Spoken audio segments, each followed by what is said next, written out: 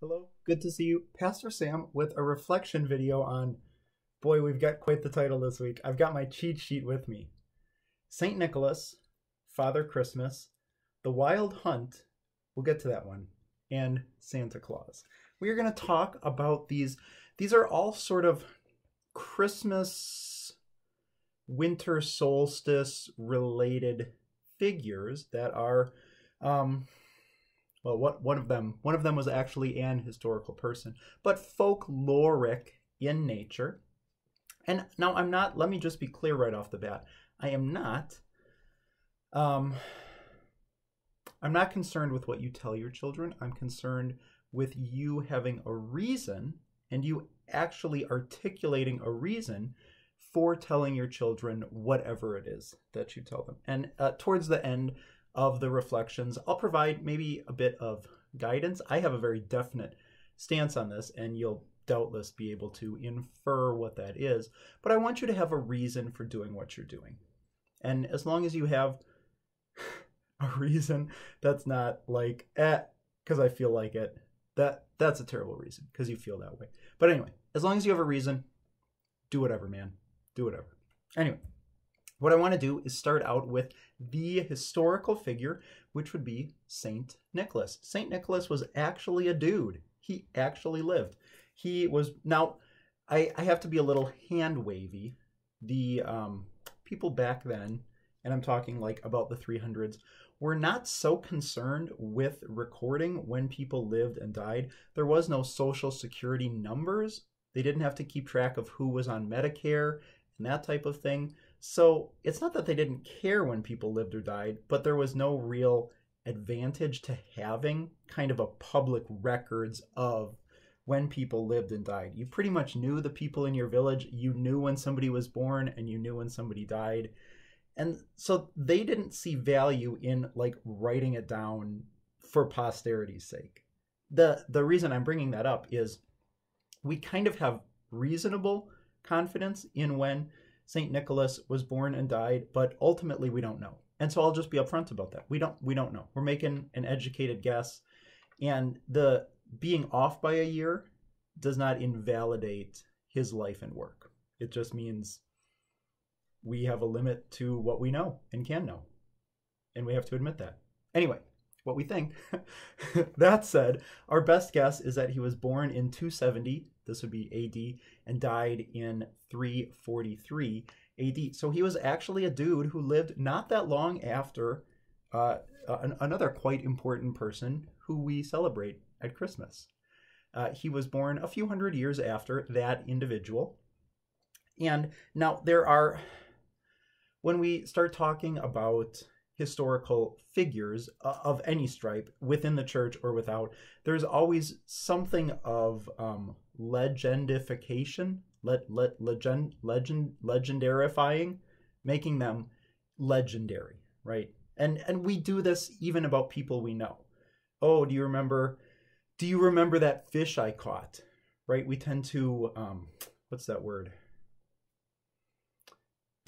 I don't know, make the past seem grander than it is. But anyway, behind everything that we think we know about this individual St. Nicholas, there probably is some measure of truth. Even lies are built on some measure of truth. And I'm not saying that St. Nicholas is a lie. I'm saying that there's always a bit of truth in whatever thing a person says. Anyway, St. Nicholas seemed to have this habit of gift giving. And now there's different stories out there. And I mean, you can look him up on the internet to find out some of those stories. But he was tradition had it, and that's kind of what we know, that he was from a rich family and that he would generously give out his wealth.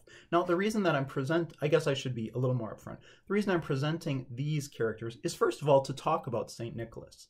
Because in 2 days, we're going to have the feast day of St. Nicholas Day, which, I mean, would be a reasonable thing to like celebrate with your children. Kathy and I celebrate it with our children, and it gives us a chance to talk about St. Nicholas and his contribution to the church. And yeah, so I'm not telling you what to do. I'm presenting you with what we do and information to make a reasonable choice for yourself. Anyway, he had this habit of gift giving, and it sort of transformed into the leaving of that the legend transformed into that he would leave coins in children's shoes, right? He was exceedingly generous with his wealth.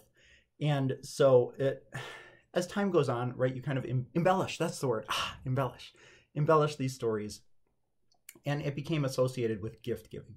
And sometimes not necessarily extravagant gift giving, but at least the giving of presents. St. Nicholas was a present giving man, at least according to legend. And, oh, my favorite. Now, this one is probably less than true, which pains me immensely. And I'm willing to admit it's probably less than true, but I hold on to it all the same. Okay, our friend St. Nicholas was most likely attended the Council of Nicaea, which was a church council in 325. It's where the Nicene Creed came from. That thing we say like every other Sunday. That's where that was written. And anyway, at the Nicene Council, there were some Christians who said that Jesus was sort of like God and that he was God-y, not gaudy, God-y, God-like, but that he wasn't God. He was a different, there was God the Father, who was like the only real God, and then there was God the Son, and then the Holy Spirit was kind of just, I don't know, he played third fiddle, I guess. But anyway, these people were saying that Jesus wasn't God. Jesus did some really cool things, and he was just better than all the rest of us, and he kind of attained godiness, not gaudiness, I should stop you, gaudiness, by doing all these awesome things. And he had like some superhuman capabilities, but that he was materially different than God. And so that claim, of course, was refuted as heresy, and Jesus is God. Let me be very clear about that. He is God. He is of the same substance as the Father, God of God, light of light, very God of very God. That should sound a little bit familiar. That's what they were trying to refute at the Nicene Council. And so legend has it, and I'm pretty sure this isn't true, but I love it all the same. St. Nicholas got up, made a sweet old fist, and boom, decked the leader of the heretics right in the face. His name was Arius. Decked him right in the boom, gave him what for, right? I don't know. It could have happened. There's probably a kernel of truth to it that he was openly hostile towards the first and greatest heretic of the Christian church, Arius. Whether it's true or not doesn't really matter.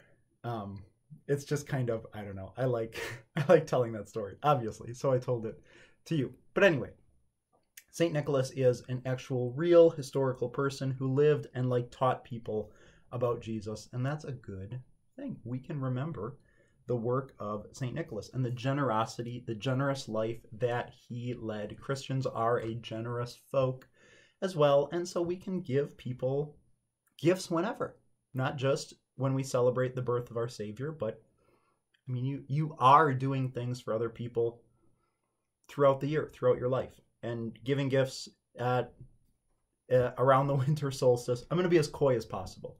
Giving gifts around the winter solstice is no exception to that. All right, now we leave the realm of history and we kind of enter folklore.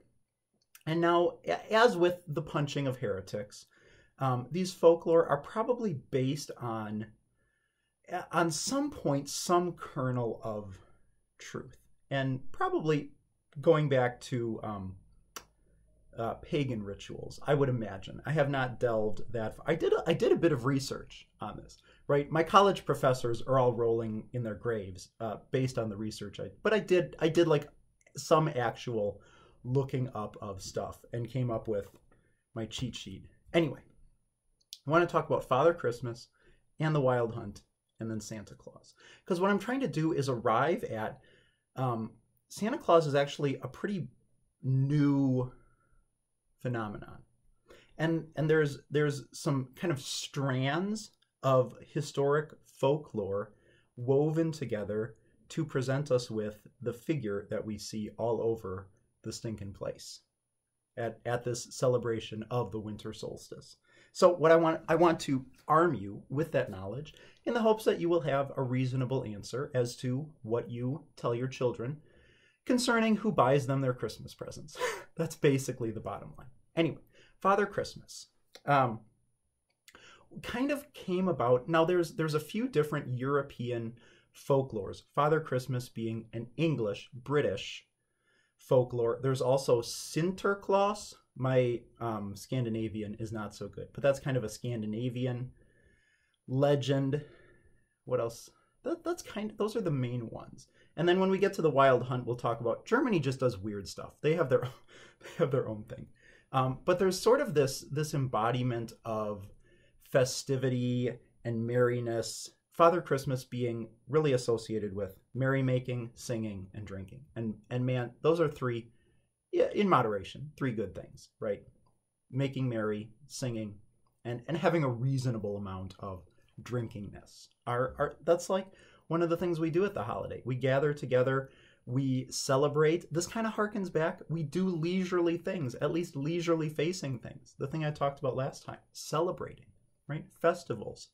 Those are ways to have leisure. Anyway, shameless plug for my last reflection.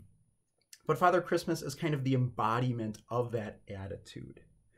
And so there's this shift at this point. This is kind of 1500s or so. There's this shift. And I think St. Nicholas Day has been celebrated all this whole way for like 1200 years in some form, because it's still known today. So we didn't lose it at some point. But anyway, there's this shift in about the 1500s to be not so Catholic. There's quite an important Lutheran event that happens in the 1500s that is not really aimed at not being Catholic, but there's this unfortunate casualty that people are not able to separate the example and deeds of dead Christians with God, basically. And so people are praying to the saints and asking the saints, the dead Christians, to do stuff for them, and we should be asking God to do stuff for us. So anyway, in the 1500s, there's this strong push by not Catholics to be very much not Catholic. And that means that any and all saints have to be stomped down and put into the trash bin and like done away with. And so what I suspect occurs is that the feast day of St. Nicholas, the giving of gifts, continues, but they take St. Nicholas out since he's a Catholic saint and we can't have Catholic saints. And they replace him with these embodiments of, I'll just call the Christmas spirit. That's kind of an empty, meaningless term, but I guess it fits. The Christmas spirit. So Father Christmas comes at this point. Santa Claus, again, my Scandinavian is terrible, so please don't humiliate me for it. There's this sort of, I don't want to call it Santa Claus yet, but this, Father Christmas. I don't know, just Father Christmas. Anyway, still associated with it. So we have kind of a Christmassy giving of gifts, no longer under the name of St. Nicholas, because we don't want to have anything appearing to be too Catholic in any of our Lutheran or Protestant circles. And so we do basically the same thing under a new name. All right. Father Christmas, Santa Claus. Now, the Germans are just strange folk, and I'm basically German, so I very much represent that claim. The Germans are basically strange. They don't have anything like that. They have this thing called the Wild Hunt. Because we have in we have in St. Nicholas the thread dating back, the central thread, and we have in Father Christmas, in the Scandinavian Father Christmas, kind of that festivity, merriness, sort of jolliness sort of thing. We have in St. Nicholas the gift giving. These are all the threads coming together. But we don't have the dude riding around on a sleigh, flying to and fro in the sky. Well, thank you, crazy Germans, for giving us a folklore where people fly around in the sky around the winter solstice. This would be the Wild Hunt. And it's actually a terrifying incident. And I don't know how it ever became a folklore, but the Germans are weird, barbaric dudes. So I say that being pretty much German, pretty much exclusively German, and embodying that claim. Anyway, the wild hunt is, all right, so it's kind of like these dead, reanimated dead people are flying around on ethereal horses, hunting demons or lost souls or like young maidens potentially, and I don't know doing what with them. It's pretty strange. You definitely look this one up and like see for yourself. But anyway, they're flying through the air. They're accompanied by dogs, not reindeer, dogs, mind you, but reindeer are pretty good approximations for dogs. Flying through the air, not giving out presents, but instead collecting human souls or the souls of demons. Do demons have souls? That's an interesting question. Maybe another topic for a different day. But anyway, hunting nonetheless, and they are a fearsome sight to behold. And if you ever see the wild hunt, apparently you should stay in the middle of the road. That seems to be the prevailing wisdom on what you ought to do if you encounter the wild hunt. Because if you stay perfectly in the middle of the road, apparently you're fine. If you try to run away, they'll hunt you. And if you try to stand up to them, they'll like kill you. But if you stand in the middle of the road, I guess they're blind to you. I don't know. I don't know. These folklores are just amazing to learn about. But anyway, we have dudes flying around in the middle of the air, joined by animals. Okay, we're collecting the threads leading to that dude that we happen to see around the winter solstice every year. All right. So, I don't care so much what you tell your children. That's up to you. And when you stand before the person whose birth we celebrate around the winter solstice, you will have to answer for what you told your children.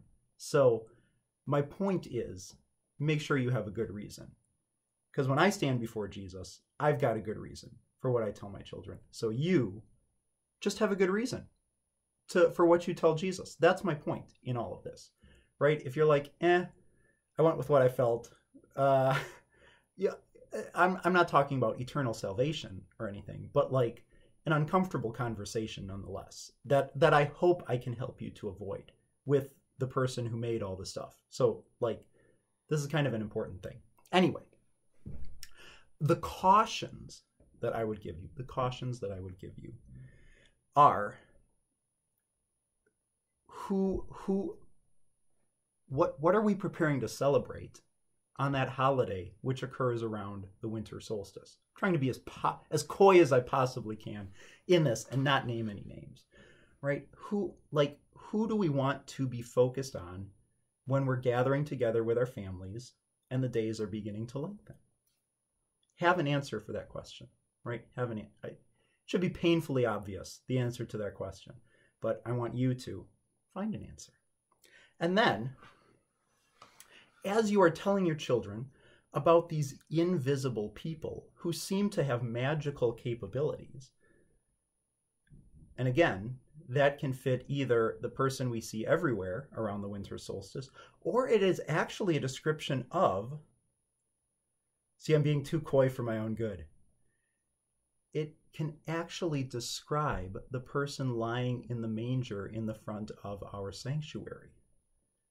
An invisible person that you can't see who seems to have magical powers and can basically do whatever he wants and comes once a year.